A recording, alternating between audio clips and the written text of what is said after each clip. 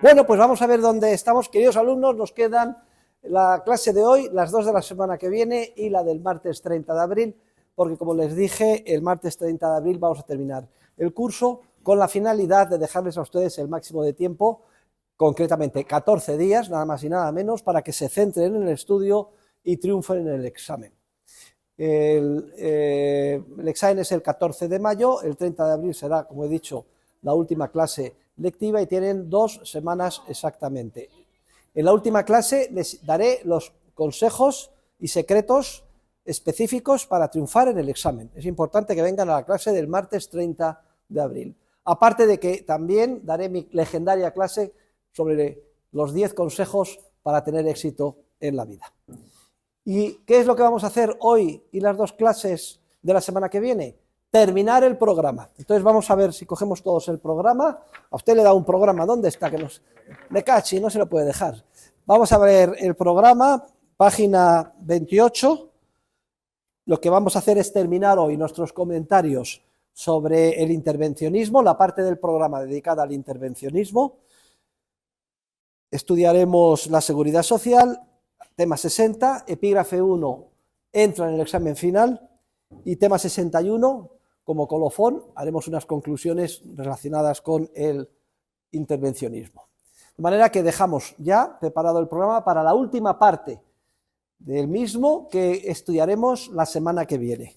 Es la que está constituida a partir del tema 62 de la página 29. La semana que viene hablaremos muy rápidamente sobre economía española de la Unión Europea y teoría del nacionalismo liberal o libertario, pero sobre todo la dedicaremos al estudio, análisis y crítica de la teoría de la explotación, de la teoría marxista de la plusvalía, tema 70, cuyos epígrafes 6, 7, 8, 13 y 14 entran en el examen final y los pregunto siempre.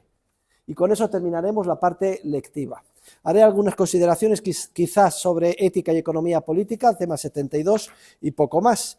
Y antes de la teoría de la explotación entra del tema 65 un programa para la economía española, el epígrafe 9, 10 y 11, y del tema 66 el epígrafe 8, una concepción liberal para los pueblos de Europa, y el tema 67 entero, teoría del nacionalismo liberal, pero es que es una cosa muy sencilla, como veremos juntos la semana que viene. Y antes de empezar, ¿hay alguna pregunta, duda? ¿Alguien quiere decir algo? Este es el momento de levantar la mano y preguntar. Pues si no hay preguntas, sin solución de continuidad, empezamos.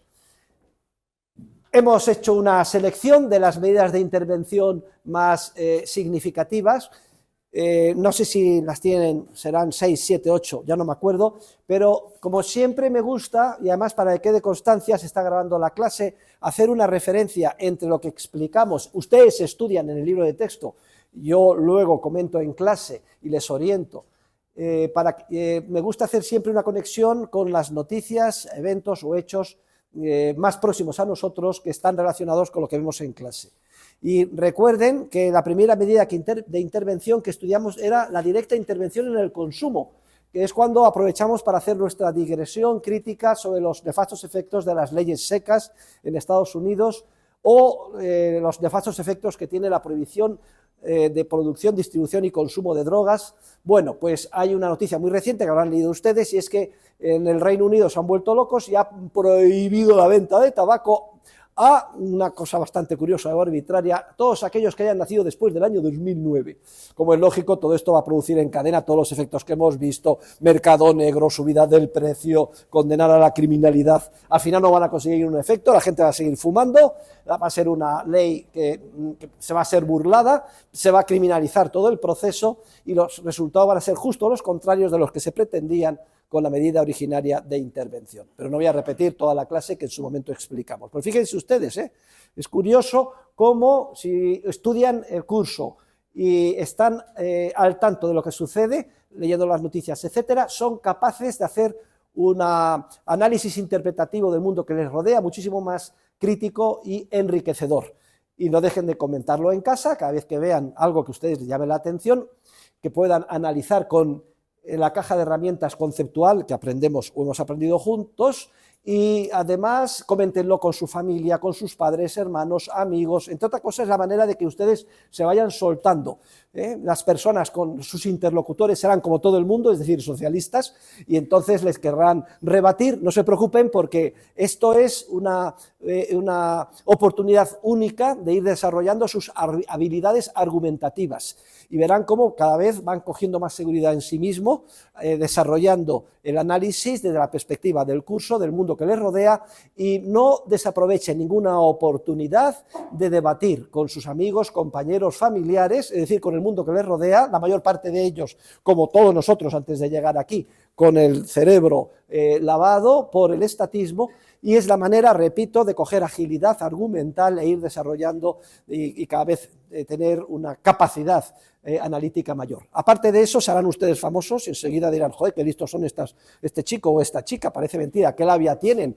Pues eso que dice a lo mejor no es una tontería, y aunque piensen ustedes que hay un muro que se opone a ustedes, no se engañen, siempre queda la semilla en el subconsciente que tarde o temprano termina germinando. Esa es mi recomendación, adelantándome un poco quizá a lo que hablaremos en la última clase del curso, cuando les explique los consejos para tener éxito en la vida.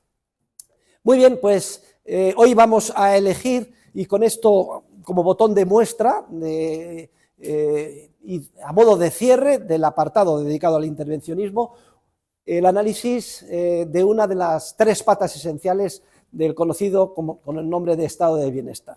Las tres patas son el sistema de pensiones, que es al que vamos a dedicar la clase de hoy, la segunda pata, el sistema educativo, y la tercera pata, el sistema sanitario.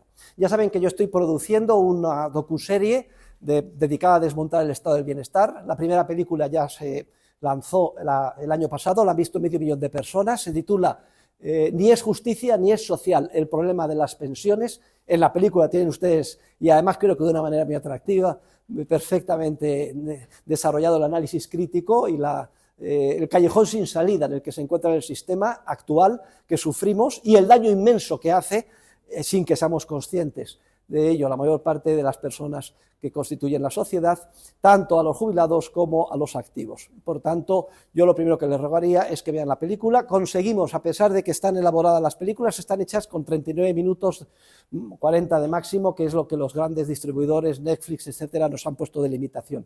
Pero al final logramos que nos dejaran ponerla también en abierto en YouTube, y por tanto ponen Ni es justicia ni es social, el problema de las pensiones, 39 minutos, se la ven entera, porque recoge exactamente lo que de manera detallada tienen que saber para contestar bien sobre este tema el examen y aprobar lo que ustedes han leído al respecto y lo que yo de manera muy resumida voy a explicar en clase.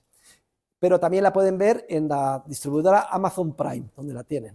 Entre Amazon Prime y YouTube, 500.000 de personas ya han visto la película. Y es curioso los comentarios, pero también hay miles de comentarios diciendo, es que esta película la tenían que poner en todos los colegios, institutos y universidades de España. Bueno, pues aprovechen ustedes que el autor de la película, no soy el autor, porque es Juan José Mercado el director y el que lo ha montado, porque tiene que ser un profesional, pero el productor, el que ha financiado e inspirado a la película, soy yo. Y ahora estamos terminando la segunda, que es sobre cambio climático. Y inmediatamente después, la tercera va a ser sobre educación y la última sobre sanidad. No nos da tiempo a analizar cada uno de esos ámbitos del estado del bienestar, pero sí vamos a referirnos al primero, que es quizás el más importante y el grave, que es el del sistema público de pensiones. Pues, queridos alumnos, el sistema público de pensiones, la seguridad social en lo que a pensiones se refiere, pues está aquejada de unos problemas que son insolubles y que vamos a tratar de analizar, de diseccionar y relacionar en esta clase. Los problemas tienen una doble naturaleza. Por un lado son problemas de tipo técnico y por otro lado son problemas de tipo ético. Lo que pasa es que unos y otros están íntimamente relacionados, es decir, los problemas técnicos o insuficiencias técnicas del sistema generan o producen graves injusticias desde el punto de vista ético, y luego el concepto erróneo de justicia social en el que se basa la seguridad social, el sistema de pensiones, hace inevitable que se produzca la crisis técnica. Es decir, aunque ciencia y ética son distintas, sin embargo, no van una de la espalda de la otra, sino que son dos caras de la misma moneda y vemos invariablemente en cada uno de los ámbitos en los que aplicamos el análisis cómo ambos aspectos están íntimamente relacionados. ¿Cuáles son los principales problemas técnicos que plantea el sistema público de pensiones o que constituyen o dan lugar a la insuficiencia técnica del sistema? Bueno, pues el primer problema que tienen ustedes que tener bien claro es entender bien cómo se financia el sistema público de pensiones. Se financia a través de lo que se denomina el sistema de reparto. En inglés se llama Pay as you go system, es decir, sistema basado en la financiación pay que se va pagando sobre la marcha. ¿Qué significa esto? Significa que la totalidad de las contribuciones que se hacen al sistema público de pensiones por empresarios y trabajadores, la totalidad se gasta íntegramente el mismo año en el que se detraen esas contribuciones, se gasta íntegramente en pagar las pensiones de los jubilados, viudas y otros pensionistas, es decir, de los jubilados, viudas, huérfanos, que son básicamente, y también pues pensionistas que están en situación de invalidez. Luego, esa es la primera idea, que se coge con una mano y se da con otra.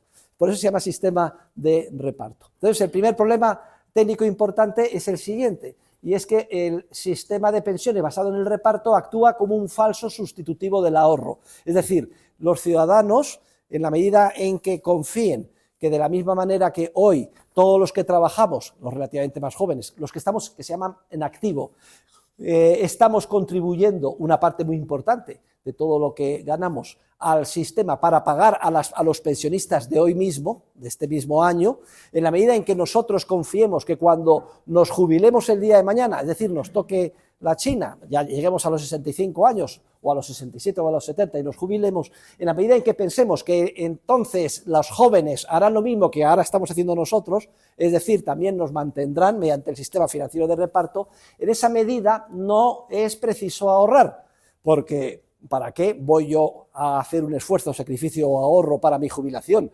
Si pienso que cuando me jubile, mis hijos, nietos y los que estén en activo trabajando van a hacerse cargo de las pensiones que yo perciba. De la misma forma, repito, que yo hoy que estoy trabajando estoy haciéndome cargo de las pensiones de los jubilados, viudas, huérfanos que hoy las están percibiendo. Luego, entonces, no hace falta ahorrar. En la medida en que yo confíe que esto va a seguir funcionando de esta manera, no hace falta ahorrar. Y una de las características más curiosas es que allí donde más desarrollado está el sistema público de pensiones basado en el ahorro y lo que se denomina la tasa de sustitución es más alta, se llama tasa de sustitución al porcentaje que representa la pensión que uno percibe cuando se jubila en relación con lo que ganaba cuando trabajaba. Y en el caso de España está en torno al 80%. En la medida en que el sistema público de pensiones basado en el reparto sea más amplio y más generoso, en esa misma medida se perjudica al ahorro. Y diferentes estudios empíricos demuestran lo obvio, que allí donde hay un sistema público de pensiones tan amplio, tan generoso, y conforme más amplio y generoso sea, menos se ahorra por los ciudadanos. Y esto a igualdad de circunstancias. Es importante, es un grave problema técnico porque ya saben ustedes que la única manera de salir de la pobreza, de dejar la atonía, de consolidar un crecimiento continuado y creciente de la prosperidad es vía el ahorro. Y resulta que el sistema público de pensiones nos detrae un importe tan altísimo de lo que ganamos, lo vamos a ver enseguida, que no nos deja prácticamente margen para ahorrar y se convierte en una rémora para el desarrollo económico. Ese sería el primer problema técnico que quiero comentar, pero hay un segundo problema técnico muy importante y es el impacto que tiene lo que se conoce con el nombre del envejecimiento paulatino de la población, que se ha convertido en una realidad en todos los países y especialmente en los desarrollados, sobre el sistema de reparto. Porque el sistema de reparto también se dice que es un sistema que se basa en lo que se llama la solidaridad. ¿Quién va a estar en contra de la solidaridad? Fíjense ustedes la manipulación semántica que hay. Solidaridad intergeneracional, es decir, que una generación, la generación de los que estamos trabajando, los que se llaman los activos, los relativamente más jóvenes, mantiene a otra generación, los que ya están jubilados, ya que están ya mayores, los que son los pensionistas. Bien, bueno, pues esto parece que está muy bien y es muy bonito, pero aquí hay otro segundo problema muy importante, y es que como consecuencia del propio desarrollo económico, como consecuencia del avance que el capitalismo ha motivado no solo en el nivel de vida, sino la introducción de las vacunas, mejoras sanitarias, etcétera. La esperanza de vida no deja de crecer como consecuencia del cuerno de la abundancia que genera el capitalismo, desde la revolución industrial hasta hoy. De manera que cuando surge el sistema de pensiones basado en el reparto, de la mano del canciller Bismarck, llamado el canciller de hierro, en 1884, en el siglo XIX, la esperanza de vida estaba en torno a los 50-60 años y hoy, sin embargo, es 20-30 años superior. En España ya es de 80-85 años. Curiosamente, la esperanza de vida, yo soy actuario de seguros, estudiamos esto todos los días, es superior para las mujeres que para los hombres. Hay una diferencia por término medio de 7 años más de supervivencia de las mujeres en relación con los hombres. Para que se hagan una idea, de cada 10 mujeres que llega a la edad de jubilación, un 20% de ellas alcanza los 100 años. Fíjense qué barbaridad. Se pensó que con la incorporación de la mujer al mercado laboral, al trabajo estresante, etcétera, esta diferencia iba a ir paulatinamente desapareciendo. Pues no solo no ha ido paulatinamente desapareciendo, sino que se mantiene e incluso se ahonda todavía más. Lo que quiere decir que hay una fuerza innata en el sexo femenino que hace que a igualdad de circunstancias sea más longevo que el masculino. Y esto explica que sean mayoría las viudas respecto de los viudos, y las viudas ricas respecto de los viudos, que lamentablemente pues morimos relativamente antes.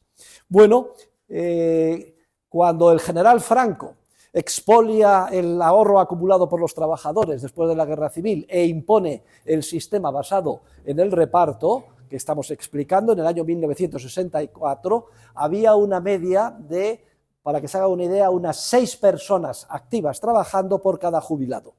Hoy en día, como consecuencia del envejecimiento paulatino de la población, esta ratio se ha reducido a 2. Hay 2 personas por término medio trabajando por cada activo. ¿Por qué? Pues muy sencillo, porque cada vez vivimos más y cada vez en términos proporcionales el porcentaje de personas mayores de 65 años cada vez es más grande. Luego quiere decir que el peso financiero de mantener a los jubilados no deja de crecer, pero como consecuencia de este hecho biométrico incuestionable que supone el envejecimiento de la población. Pero es que hay también otra faceta muy importante que vamos a dar entrada, y es que también es característica del desarrollo económico la disminución de la natalidad. Porque antes de la revolución industrial, normalmente las familias tenían a lo mejor 8, 9, 10, 12 hijos, aunque solo llegaban a madurar pues 3, 4 o 5 como consecuencia pues de la mortalidad infantil, etcétera. En un país cada vez más desarrollado y más rico, y además en el que la mujer se incorpora al trabajo, etcétera, se ha visto, y además esto es una constancia, que la natalidad, el número de hijos nacidos por mujer empieza a bajar, a caer, e incluso en algunas sociedades ni siquiera es posible llegar a la tasa de sustitución o de mantenimiento para que la población no decrezca, y uno de esos países es precisamente España. No tengo por ahí las estadísticas, pero a ojo de buen cubero las pueden ustedes chequear. En los años 1970, principios de los 80, nacían en España 600.000 niños al año aproximadamente, y ahora nacen pues la tercera parte, entre 200 y 300.000. Claro, ¿qué pasa? Si cada vez nacen menos niños, que son los que van a luego ser, cuando maduren, activos y tienen que ocuparse de pagar pensiones, y cada vez las personas mayores viven más, esto explica que por término medio, lo que se refiere a la pirámide poblacional, la población tenga por término medio una edad más alta, es decir, se esté envejeciendo. Y este hecho biométrico es insoportable para el sistema financiero de reparto. Ahora lo entenderán, porque resulta que antes entre 6 manteníamos a un pensionista, pero ahora somos 2, y si siguen las cosas así, ahora cada uno tendrá que mantener a uno, y esto es insostenible. Pero no termina esto aquí, sino que hay otros problemas técnicos muy importantes. El tercero que vamos a señalar es el siguiente, y es que hasta el último céntimo de euro que se contribuye a la seguridad social lo paga el trabajador. Lo digo esto porque hay una especie de ficción, resultado de la manipulación a la que quieren someter nuestros gobernantes, según la cual de lo que se contribuye al sistema de pensiones, que les recuerdo que en el caso de España supera el 37% del salario, 37 puntos pagamos cada año, pues 7 puntos, 6,7, dependiendo del sector, hay algunos sectores que es todavía más, los paga el trabajador y se dice que el otro 30%, que es la parte más importante, la paga el empresario. Es una manipulación porque así los trabajadores dicen, uy, que bien hemos conseguido una conquista social, que lo paga el cabrón de mi empresario, yo solo pago el 7%, es otra cosa que les hemos extraído al empresario. Pues no seáis burros, nos vamos a poner orejas de burro. La totalidad, hasta el último céntimo, también de la contribución del empresario, la paga el trabajador. Y la razón es obvia y muy sencilla, porque la contribución que paga el empresario a la seguridad social, por todos y cada uno de nosotros, si somos trabajadores, esa contribución forma parte del coste laboral total que supone el trabajador para el empresario, y al empresario le sería completamente lo mismo, en vez de pagárselo a la seguridad social, dale ese 30% al trabajador para que él con su dinero, porque es dinero de él, hiciera lo que estimara conveniente. Y fíjense ustedes, estamos hablando de un 37% que se eleva al 40, 40 y tantos, algún sector, como puede ser el sector de la marinería, etcétera. Significa que del salario que ganamos, un 1000eurista, vamos a suponer, estamos hablando que 370 o 400 euros son para la seguridad social. En realidad lo que está ganando el 1000eurista son 1400 euros. Y si ustedes quitan 400 de 1400, dividan 400 entre 1400, verán que es el 25, casi 26% de la totalidad de lo que ganamos todos, pero no los ricos, no es que lo pagan, no, todos, incluso los salarios más humildes, van a contribuir al sistema de pensiones. Entonces es importante que seamos conscientes de esto, de que la totalidad, hasta el último céntimo de la contribución, tanto de la llamada del trabajador, stricto sensu, como la de la empresa, la paga el trabajador. Y entonces, que enseguida nos damos cuenta de que aquí hay algunas cosas que empiezan a chirriarnos. O sea, que nos quitan casi un tercio de lo que ganamos a todo el mundo, y nos lo quitan a punta de pistola. ¿Pero qué? ¿Para qué? ¿Para mantener a quién? ¿A los jubilados? Sí, pero es que hay otra serie de fenómenos, y es, ¿cuál es la pensión media del que accede a la jubilación? Resulta que es aquellos que se jubilan reciben una pensión por término medio que es muy superior al salario medio de los que empiezan a trabajar. Luego aquí tenemos gente que muy vulnerable, con unos salarios muy bajos, que está manteniendo a gente que está percibiendo unas pensiones mucho más altas. Pero es que además resulta que cada vez somos menos y menos y menos en términos relativos los que contribuimos al sistema, y cada vez son más y más los mayores a los que hay que mantener. Esto es una especie de bomba de relojería. Pero no solo termina esto aquí, sino que es que además resulta que si se hace un estudio actuarial, porque por razones políticas el bloque de jubilados son muchos millones de votantes y nadie se atreve, sino todo lo contrario, nadie se atreve a decir la verdad de que el sistema es insostenible, sino todo lo contrario, se les quiere cortejar garantizándole cada vez pensiones más altas, etcétera. Resulta que si se compara en términos actuariales y matemáticos el valor de lo que han contribuido ellos a lo largo de su vida laboral, que no lo han contribuido, se perdió porque cada año se gastó en pagar a los correspondientes jubilados, como he dicho.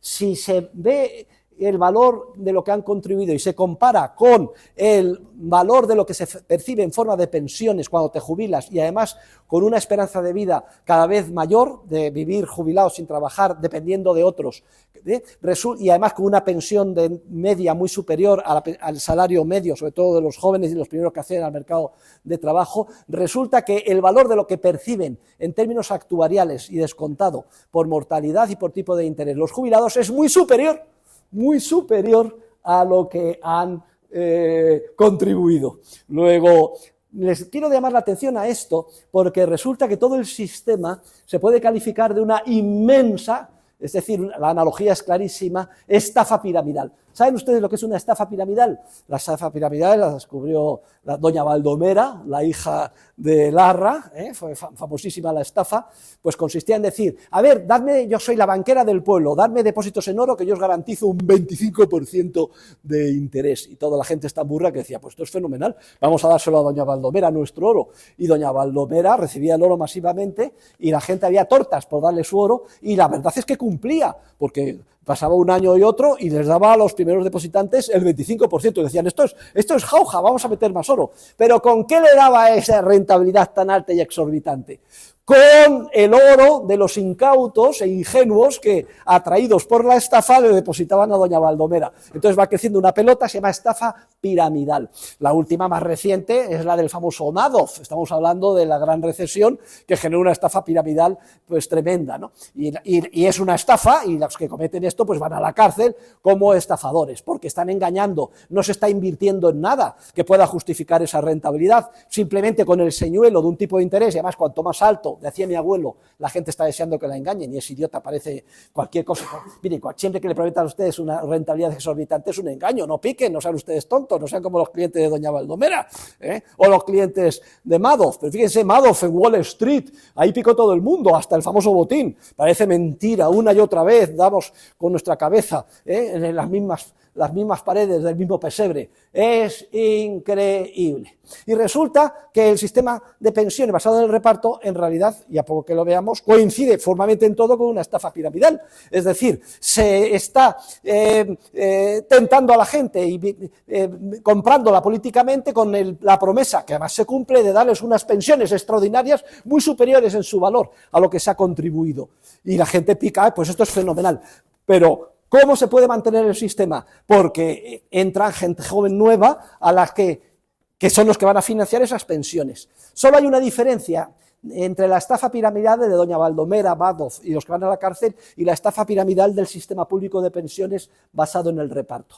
Y es que las estafas piramidales genuinas de los estafadores no tienen mucho recorrido, porque crecen como una bola de nieve, pero llega siempre un momento, invariablemente, antes o después, en el que la gente empieza a desconfiar y dice, uy, esto me parece un poco raro. Y en la medida en que ya empiecen a pedir retirada de sus depósitos a un ritmo superior a la entrada de nuevos incautos, se pone de manifiesto que todo es un gran engaño y se desmorona, que es lo que le pasó a doña Baldomera, a Madoff o a Ponzi. También se le llaman en la literatura académica esquema Ponzi, de un inmigrante italiano que montó una de estas gigantescas en Estados Unidos en el siglo XIX, a comienzos del siglo XX, famosos esquemas Ponzi. Luego no tienen un recorrido indefinido, pero en el caso de las estafas piramidales, entre comillas, que son el sistema público de pensiones basado en el reparto, el recorrido puede ser mucho más largo, porque hay una diferencia muy clara. Fíjense ustedes qué afortunados serían, hubieran sido Ponzi, doña Baldomera o Madoff, si ellos hubieran tenido el poder de obligar a la gente a punta de pistola que siguieran entrando al sistema para contribuir, para pagar esas exorbitantes rentabilidades prometidas.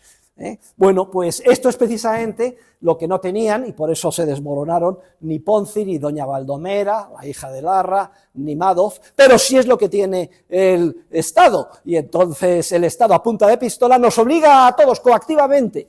Como el Estado es coacción, violencia, boletín oficial del Estado, multas, persecución, inspectores, cárcel, nos obliga a todos a la fuerza, queramos o no, a entrar en el sistema. Y entonces muchos estatistas dijeron, bueno, si a punta de pistola obligamos a entrar en el sistema, ya podemos dormir tranquilos, porque la estafa piramidal pues puede durar indefinidamente. Pero no tuvieron en cuenta algo que es lo que ha desmontado todas sus ilusiones y las han convertido en vanas, que es el envejecimiento paulatino de la población. Que cada vez haya un porcentaje sensiblemente más alto y creciente de personas mayores en relación con los jóvenes. Aunque los jóvenes estén obligados a entrar a punta de pistola y sin su autorización, el sistema es insostenible y está condenado a explosionar. Y de hecho se convierte en el problema económico y social más grave que tiene concretamente la economía española y los países que tienen un sistema basado en el reparto como el que estamos comentando. Por cierto, doña Baldomera la detuvieron, la juzgaron por estafa, pero a diferencia de Madoff, que ingresó en prisión y murió en prisión, creo que ya se ha muerto, o de Ponzi, pues ella no ingresó en prisión, porque de acuerdo con el derecho civil de entonces eran nulos los contratos de las mujeres que si no tenían autorización marital, y como el marido no había autorizado esos contratos, la dejaron libre. Es curioso, en este caso, la desigualdad de trato supuestamente en contra de la mujer, le vino muy bien a doña Baldomera. El mundo está lleno de contradicciones. Bueno, hemos hecho una rapidísima revisión de los principales problemas técnicos. Vamos a hacer ahora también una revisión muy rápida de los principales problemas éticos del sistema. Repito, la lectura la tienen perfectamente desarrollada. Las alternativas y salidas del sistema también, tanto en las lecturas como en la película. Yo solo estoy refiriéndome a los aspectos más importantes para que ustedes sepan en dónde tienen que insistir. ¿Cuáles son los problemas éticos? Bueno, pues los problemas éticos son los siguientes. La primera cuestión se dice, es que esto es un sistema, hemos llegado a un contrato social. ¿Cómo se les llena la boca a los políticos? Un contrato social. Esto es un acuerdo que garantiza la paz y que es el fundamento del estado del bienestar, la solidaridad intergeneracional. Y entonces yo me sacrifico y pagamos los impuestos y lo hagamos, no, si en realidad los impuestos no son impuestos, ¿cómo que no? Si no los pagamos a la cárcel. Y lo hacemos voluntariamente porque el día de mañana harán lo mismo nuestros hijos con nosotros. La solidaridad intergeneracional. Pero yo digo, ¿dónde está ese contrato? ¿Quién ha firmado ese contrato? ¿Quién nos ha pedido a nosotros autorización a la hora de nacer, o antes, o de jóvenes, o de niños, para ser esclavos o siervos en un sistema a la fuerza, cuartelario, que nos quita 1/3 de todo lo que ganamos de por vida? Oye, a lo mejor hay sistemas alternativos. A mí nadie me ha pedido autorización. Ese supuesto contrato social es una ficción, es una falsedad, es una gran mentira. Y aunque le llenes la boca de solidaridad intergeneracional a los políticos, este es un hecho incontrovertible. Desde luego, por lo menos me tendrán que reconocer incluso los socialistas más acérrimos, cuyos valores, como les digo, les respeto completamente, que al menos es dudosa la legitimidad ética de poner sobre los hombros de nuestros hijos, nietos, etcétera, el peso creciente e insoportable que supone mantener a un porcentaje cada vez mayor de personas jubiladas, cada vez que además por término medio ganan significativamente más de lo que ganamos nosotros. Se está trasladando esa responsabilidad y ese coste inmenso sin el consentimiento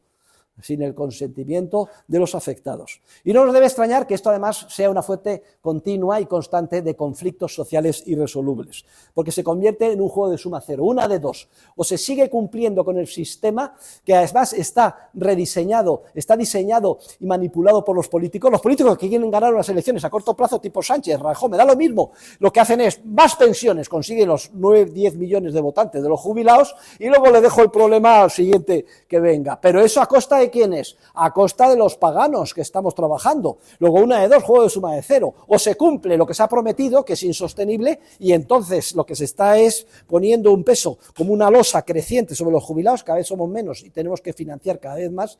O si antes de que explosione todo se quiere solucionar el sistema y parar ese crecimiento de la presión fiscal sobre los activos, entonces salen perdiendo los jubilados y los tienes a todos en las calles haciendo una manifestación y protestando, diciendo que tienen derecho, que parece mentira, que toda la vida trabajando, etcétera. Lo que es el proceso de cooperación pacífica de un orden espontáneo del mercado, en la economía libre del sistema capitalista, se convierte en lo que es siempre y genera siempre el intervencionismo. Conflicto irresoluble que opone de manera sin salida alguna y sin solución alguna a unos grupos sociales contra otros. Pero es que además el sistema financiero de reparto, según da comentario ético, es claramente injusto, puesto que carece de garantías. Es decir, no hay ninguna garantía, salvo la promesa política, de que el día de mañana a los jubilados se les pague lo que se les ha prometido. Como aquí no hay ningún ahorro, como en contra de lo que se dice esto no es un seguro, la seguridad social ni es seguridad ni es social, no hay ninguna garantía. Es decir, es que yo he contribuido toda mi vida y tengo derecho a... Usted no tiene derecho a nada, patada en el culo, todo lo que ha contribuido se gastó cada año, no hay nada para pagarle. Que usted perciba las pensiones el día de mañana dependerá única y exclusivamente de las circunstancias políticas del día de mañana, del albur político, de si hay o no hay dinero, de quién está en el poder. No hay ninguna garantía técnica ni financiera de que se percibieran las pensiones, ni contractual ni jurídica, sino simplemente un juego político.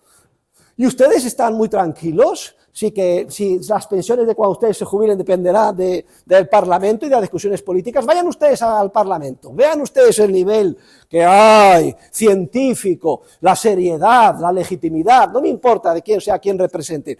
¿Piensan ustedes que están en buenas manos de esos señores, sus pensiones, el día de mañana?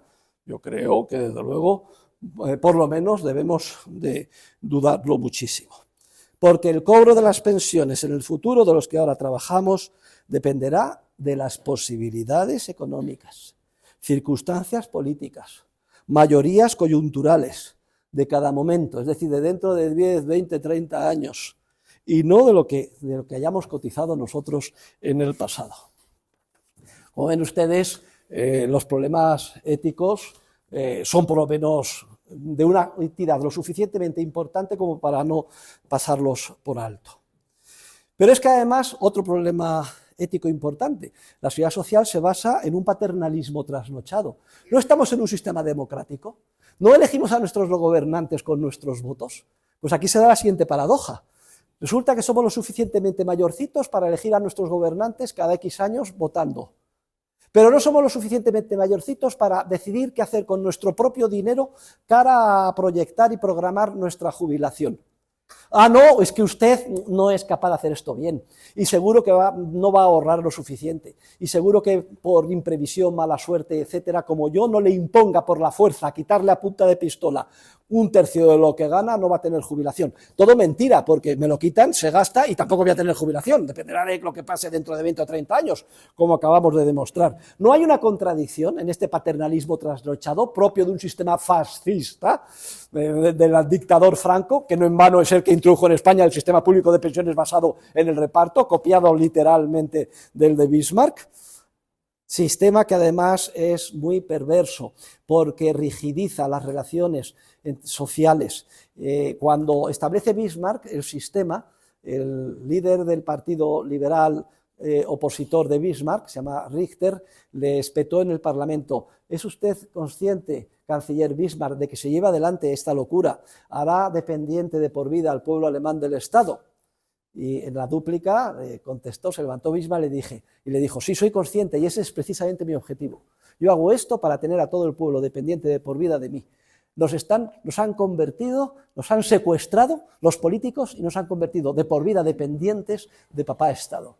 Es el objetivo del sistema. Fíjense ustedes qué perversión más grande e inmensa el mismo supone. Y es que la seguridad social es un sistema esquizofrénico, porque en contra de lo que se decentemente dice, ni es seguridad, lo acabamos de demostrar, no hay un contrato, no es un seguro, no hay un fondo, ni tampoco es social. También lo acabamos de demostrar, es que familias que a lo mejor no llegan a fin de mes, les están quitando 1/3 de lo que ganan para pagar pensiones, no voy a decir millonarias, pero muchas veces o varias veces superiores a la pensión media de los que estamos tributando, o los que estamos pagando, o los paganos de salarios más, no estoy hablando de salarios mileuristas, no piensen ustedes que estos salarios mínimos, O sea que el salario mínimo contribuye con también su 37% al sistema de pensiones. El sistema es, por tanto, insostenible, es el problema más grave que está planteado y lo que se plantea es cómo se puede reformar. Y yo aquí me he especializado ya desde que me dio el rey de España el Premio Internacional de Economía Rey Juan Carlos, ya hace bastantes años, ya elaboré cómo se puede llevar a cabo y de hecho varios países que han estado en la misma tesitura han llevado a cabo una reforma y se han quitado de encima este lastre y está funcionando de una manera muy buena y es sorprendente que ningún político en España pues haya querido plantearla igual. No solo eso, sino que se estableció el Pacto de Toledo, más conocido como el Pacto de Silencio de Toledo, para que en teoría no utilizar como arma política el tema de las pensiones, con lo cual se le tapa la boca a aquellos que son críticos, que esto va a cortar el Pacto de Toledo, pero luego el que está en el poder siempre inmediatamente garantiza subidas a los pensionistas dentro de ese proceso de segmentalización que hay en la democracia, que ya explicamos, tan perturbador de compra de votos en una especie de subasta a ver quién da más, que hace que el sistema público democrático también sea en gran medida insostenible. La reforma del sistema de la seguridad social se basa básicamente en distinguir que se están pretendiendo lograr dos objetivos que son íntimamente contradictorios entre sí. un objetivo de asistencia social a los necesitados, bueno, pues, y por otro lado, un objetivo de seguro de que en función de lo que tú has contribuido, tengas unas pensiones mayores o menores, según tu salario y lo que hayas, el porcentaje, ya hemos visto, el 37-40% que hayas venido pagando al sistema de reparto. Aquellas personas que en situación de vulnerabilidad o por lo que sea, que no puedan llegar a fin de mes, pues habrá que atenderles a través de un sistema de asistencia social, eventualmente financiado con los gastos presupuestos generales del Estado y demostrando que la necesidad. Pero fuera de esto, esto no justifica que se meta a la inmensa mayoría del resto de la población de manera coactiva en un sistema como el que estamos sufriendo. Es como si se dijera que porque una minoría de la población cada día no puede garantizarse un mínimo de alimentos, minoría ínfima de la población, obligáramos a todo el mundo a comer en cuarteles a una hora determinada y un rancho fijo. Pero qué monstruosidad es esta. Pues es exactamente lo mismo lo que se obliga con el sistema público de pensiones. De manera que si solucionamos y los anarcocapitalistas, como es lógico, el tema de la asistencia sanitaria piensan que es mucho mejor hacerlo de manera privada, que un ejército de empresarios dedicados a detectar las situaciones de necesidad y a solventarlas es mucho más efectivo, evita a los cazadores de renta y todos los abusos que se suelen, la pillería, etcétera. Es un ejército de Madre Teresas de Calcuta y pues es mucho más efectivo, dedicado a solucionar los problemas de estos. Pero mientras estemos en una sociedad con Estado, bueno, pues si no hay más remedio, a través de asistencia social se satisfagan o se solucionen esos problemas puntuales. Y el resto de la población que sea libre para hacer con su dinero lo que estime conveniente, que se eleven los salarios al bruto, con la totalidad de lo que costamos a los empresarios, y se deje la libertad para que cada uno con su 30 y tanto, 40% del salario decida si comprar un fondo de pensiones, un seguro de vida, un seguro de jubilación, etcétera. Y los estudios demuestran que si dedicamos todos los años manu militari ese porcentaje a acumularlo, al llegar a la jubilación tenemos un fondo muy cuantioso y aquí sí resulta que está garantizado porque hay un contrato, hay un fondo invertido, etcétera, para pagarnos las pensiones de por vida. Y esta sería la manera de solucionar el problema que tenemos y el objetivo al que hay que dirigirse. Hay un problema puntual que es importante y es que una vez que se decidiera socialmente, porque todos lo entendiéramos que es lo que hay que hacer, porque si se hace esto se solucionan todos los problemas técnicos y éticos. Aquí ya no, si ya se establece un sistema de pensiones basado en la capitalización en el ahorro y no en el reparto, ya no hay problema que decía antes de que afecta negativamente al ahorro, al revés, genera un ahorro inmenso. Es lo que pasó en Chile o en Inglaterra, se convierte en el financiador de inversiones en toda Hispanoamérica, etcétera. También es irrelevante el envejecimiento paulatino de la población, porque como cada uno ahorra para sus pensiones, da lo mismo, no hay ese problema, ni tampoco tiene por qué ocultarse, sino todo lo contrario, que todo el coste lo pagan los trabajadores, porque se le entrega al bruto y cada trabajador decide qué hacer con su dinero, porque es mayorcito. Si somos mayorcitos para votaros, también somos mayorcitos para hacer con un tercio de todo lo que ganamos lo que estimemos más conveniente. Y se solucionan todos los problemas éticos, ya no hay un supuesto contrato social falso, no escrito en ningún sitio, ni se obliga a nadie a punta de pistola a participar, no, ni tampoco hay una falta de garantía. Aquí hay un contrato, si no cumple el correspondiente fondo o la correspondiente compañía se podrá ejecutar, demandar, instar una quiebra, se podrá hacer algo, no estaremos dependientes del político de turno y de que no hay fondos, de que no hay plata, como dice Milei, etcétera, o la guita, ¿no? Nos hace mucha gracia muchas de las terminologías que utilizan en Hispanoamérica en general y en Argentina en concreto. Ya no habría ese paternalismo trasnochado, dejarían de tratarnos como niños pequeños que no hemos madurado, y que papá Estado tiene que cuidar de nosotros, como siempre conciben los políticos, empezando desde el canciller de hierro hasta ahora, y sobre todo, algo muy importante, dejaríamos de ser dependientes del Estado y de los políticos, que es precisamente lo que ellos no quieren. Ellos quieren que siempre seamos dependientes y les debamos todo. Eso sí, para cubrir las apariencias, cada 4 años pasar por unas urnas, con lo cual ya parece que se legitiman hasta las mayores monstruosidades. O no acaba de ganar masivamente el señor Putin unas elecciones democráticas, o no ganó, en términos relativos, las elecciones democráticas el señor Hitler, etcétera. O sea, que lo de la democracia, ¿para qué vamos a hablar? La democracia es un engaño, ya lo vimos el otro día en clase cuando estudiamos las principales contribuciones de la Escuela de la Elección Pública encabezada por el Premio Nobel de Economía James Buchanan. Bueno, pero hay un pequeño problema y es el siguiente, que si se decide llevar adelante esta reforma, hay un problema, y es que la generación que le toque llevarla a cabo tiene que pagar dos veces, porque por un lado tiene que seguir haciendo frente de pagar a los jubilados, no vamos a dejar que se mueran de hambre, pero por otro lado tienen que empezar por su cuenta a ahorrar.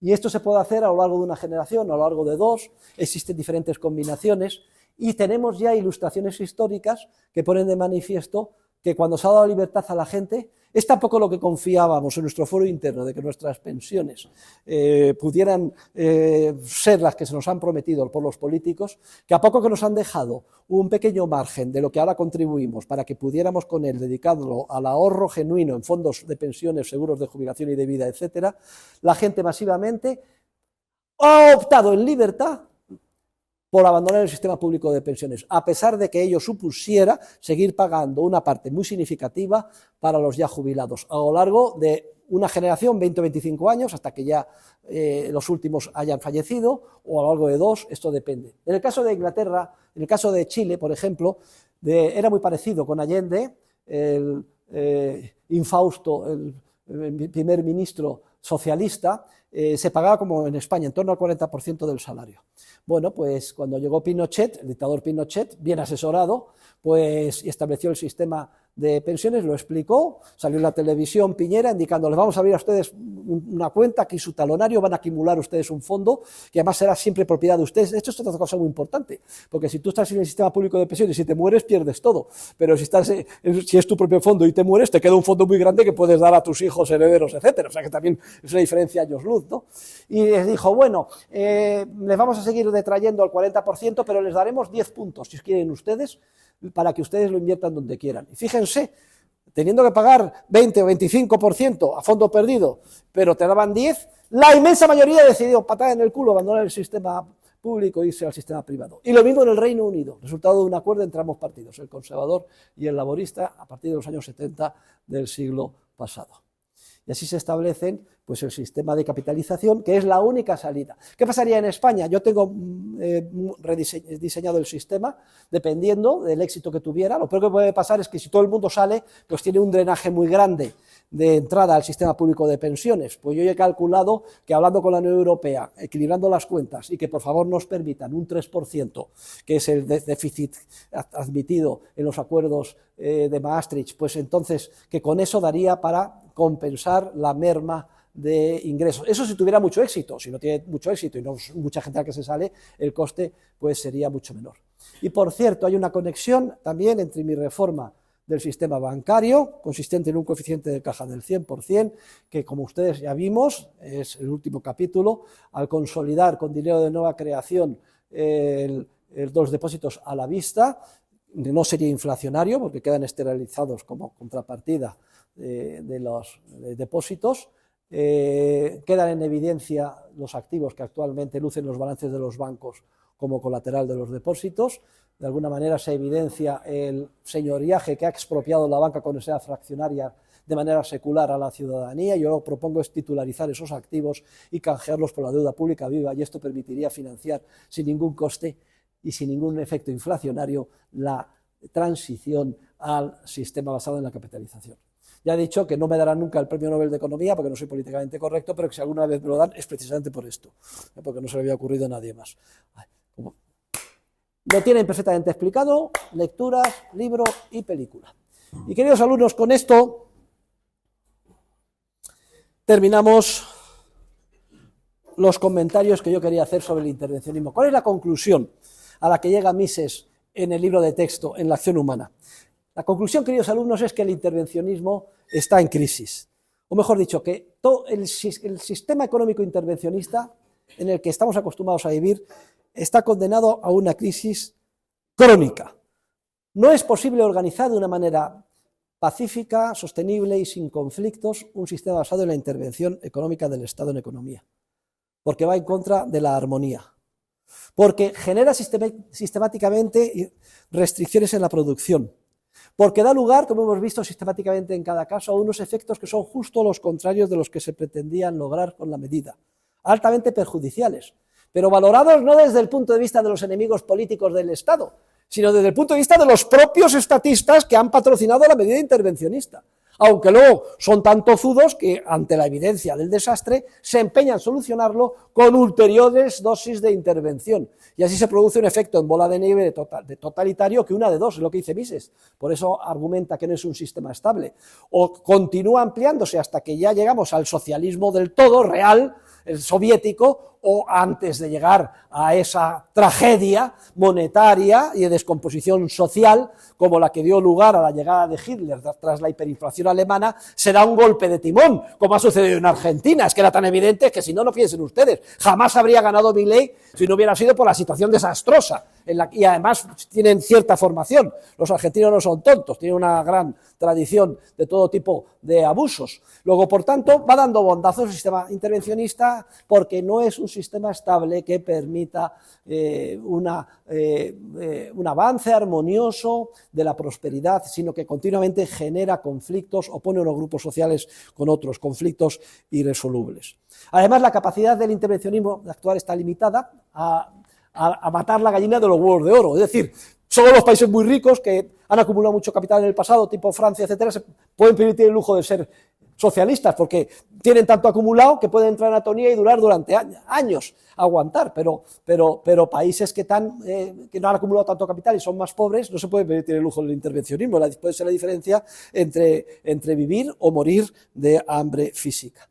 Pero sobre todo genera conflictos y tensiones entre los diferentes grupos sociales. Y es una pena porque además en ese juego de lucha cero, de política, pues los políticos nos manipulan y se producen, no, yo quiero para mí, para dar a mi grupo, no, para dar al tuyo, y nos están manipulando continuamente. Y entramos al trapo, esa es la gran tragedia como vimos el otro día. Por tanto, es un sistema inestable, es un sistema desequilibrado, es un sistema que causa gran daño social. Y yo creo que quizás uno de los mensajes más importantes de este curso es que tenemos la caja de herramientas para entender de una manera distinta el mundo que nos rodea y los conflictos que hay. Y sobre todo para quitar la idea ingenua. Hay conflictos porque los que están en el poder son malos. Y si quitamos a los que están en el poder malos y ponemos a los buenos, se solucionarán. No, hay conflictos porque el sistema no es sostenible. El sistema del intervencionismo es sostenible. Toda la gran mentira del Parlamento y la democracia, todo el mundo se tira los tachos a la cabeza, yo te quito a ti, me pongo yo, pero en realidad todos son estatistas, lo que quieren es cambiar la agenda, imponer por la fuerza lo mío y no lo tuyo, pero no hay nadie que diga, no, es que yo no quiero imponer por la fuerza nada, lo que quiero es que ustedes me voten para yo devolverles a ustedes su responsabilidad individual y que ustedes sean los arquitectos de su vida. O no había nadie hasta ahora que lo dijera, porque ha surgido por primera vez una persona que lo ha dicho y esperemos que pueda hacer algo en Argentina, que es mi directo discípulo, el presidente Javier Gerardo Milei. Y si todo esto es tan obvio, y con esto termino mi comentario sobre el intervencionismo, porque todos los años invariablemente viene algún alumno, la verdad es que esto es una terapia de shock. Pero profesor, ahora que la verdad es que estoy todo confundido, estoy estudiando, cada vez lo entiendo más, pero hay algo que no entiendo. Si todo esto es tan obvio y tan claro, ¿por qué no hay una revolución? ¿Por qué no sale la gente? ¿Por qué no nos despertamos? ¿Por qué no cambia? ¿Cómo puede ser que toda esta gran mentira, toda esta confabulación, los políticos, los funcionarios, cómo estén empeñados en esto? Aquí hay algo que no encaja. Y la explicación, hombre, tiene que ser metaeconómica. En primer lugar, el carácter singular de nuestra ciencia, de la ciencia económica. La economía es una ciencia abstracta, requiere esfuerzo, trabajo y ustedes durante un año leyendo, dedicándole horas, etcétera. La inmensa mayoría de las personas no tienen esa posibilidad. Luego, en economía no se pueden efectuar experimentos de laboratorio, los hechos de ahí fuera se pueden interpretar según la ideología de turno que utilice el gobernante de turno. Lo que les quiero decir es que la opinión pública es continuamente manipulada y actúa en un entorno de desconocimiento absoluto. Ya lo vimos al hablar de la democracia. Termina votando por razones intuitivas o por manipulaciones políticas o porque es del partido de turno, porque toda la vida yo he sido del PSOE o he sido del PP o he sido facha o lo que sea. Las razones más peregrinas, y ayer pues todo el mundo fervorizado porque en el último ¿Quién fue? Rüdiger, metió el gol. ¡Bien! Bueno, pues si he metido el gol y ganan los míos. ¡Bien! Bien, bien. Hay que hacer una lucha cultural, como dice Milei, para explicar a la gente, abrirle los ojos y que reaccionen y que asuman su responsabilidad. A los políticos, ya lo sabemos, elección pública, les interesa mantener el poder, están rodeados de acólitos, universidades públicas, controlar la educación para que el relato, la narrativa que se enseñe sea la que les convenga a ellos. Y no piensen ustedes, la lucha, por ejemplo, entre los nacionalistas catalanes y los de Madrid, etcétera, es una lucha de detalles, que unos quieren poner la narrativa catalanista y otros la narrativa del nacionalismo españolista. Y pues todos, parece mentira, el fútbol, real, el Barça contra el Madrid, perfectamente, pues claro, una tribu contra la otra, pero no vamos al fondo del asunto. Nadie quiere devolver la libertad al ser humano de a pie, todos quieren manipularle y controlarle. Luego también están los economistas profesionales, lamentablemente, un gran mea culpa, la inmensa mayoría de mis colegas son en gran parte culpables de esto, porque desarrollan en las universidades públicas un estudio científico de la economía errónea, basado en el equilibrio, los fallos del mercado y la ingeniería social. Los economistas salen de las facultades formados en especialistas de intervencionismo, si no, no tienen trabajo, su única salida es hacer oposiciones y servir al Estado, o entrar en un instituto.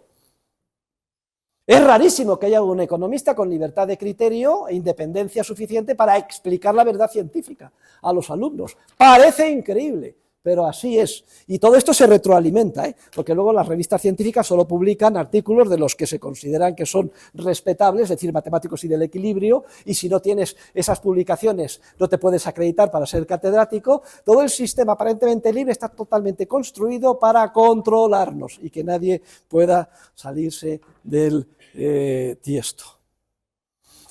Y para acabar de los otros intelectuales, pensadores, filósofos, políticos, periodistas, etcétera, todos forman parte en mayor o menor medida de esa inmensa borrachera del poder de la que somos víctimas.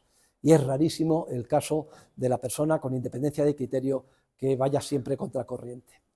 Siempre, si ustedes ven que van digamos, como un corderito siguiendo lo que hace todo el mundo, ya sospechen de que van en la dirección errónea. Es como los cerdos de la parábola que se tiraron todos al lago y murieron todos. Hay que ir siempre contracorriente. Entonces, si van ustedes siempre a contracorriente, van en la buena dirección. Esa es una norma que les doy yo práctica para que puedan orientarse en su vida a partir de ahora. ¿Y qué es lo que podemos hacer? Bueno, pues es mucho lo que se puede hacer, se puede cultivar con mucho esfuerzo, pues en individual, el estudio de la teoría económica correcta, nos podemos convertir en unos apóstoles, cada uno en su nivel de llevar la verdad y la sensatez, o por lo menos plantear dudas razonables en todos los que nos rodeen, cada uno en mayor o menor medida, incluso en el ámbito humilde en el que se mueva. Tenemos una gran responsabilidad en este ámbito, como economistas. Formar a los intelectuales y teóricos de otros campos, sobre todo formar a la gente joven, a los estudiantes, a los que no son víctimas de lo políticamente correcto, a los que tienen independencia del criterio, que todavía no han sido corrompidos.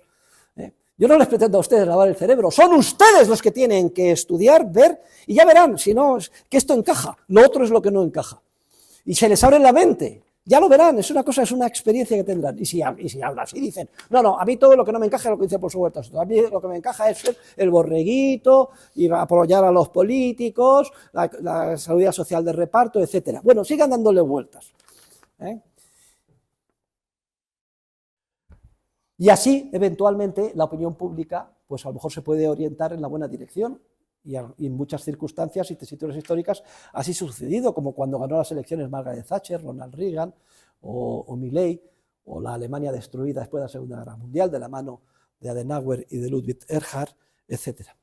Hay que reformar la democracia y, desde luego, desde el punto de vista teórico hay que tomar un posicionamiento. Yo creo que la única posición coherente con la naturaleza del ser humano es la anarquía de propiedad privada, el capitalismo libertario y el anarcocapitalismo. Es digamos, la brújula que tiene que orientar nuestra acción. Somos realistas del mundo en el que vivimos y, como es lógico, habrá que ir poco a poco, dando pasos poco a poco, y son muchos los caminos, y a veces tortuosos, que conducen a Roma, que decían los antiguos latinos.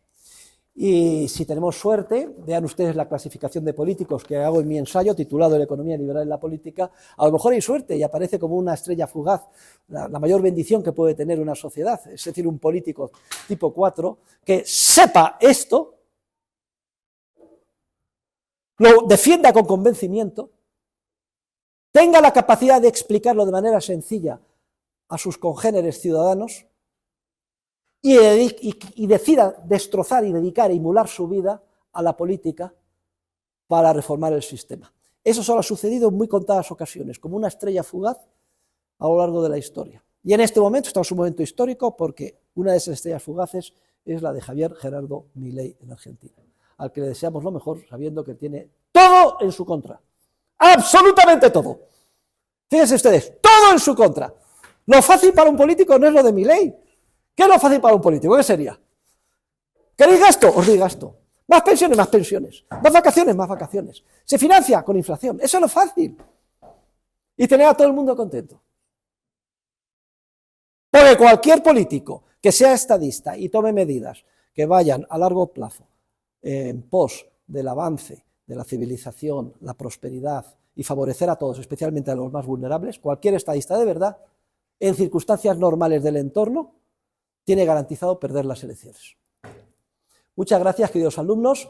Entonces, ahora, este fin de semana, la lectura final, que terminaremos la semana que viene. Les ruego que me entreguen la lista de asistentes convenientemente firmada.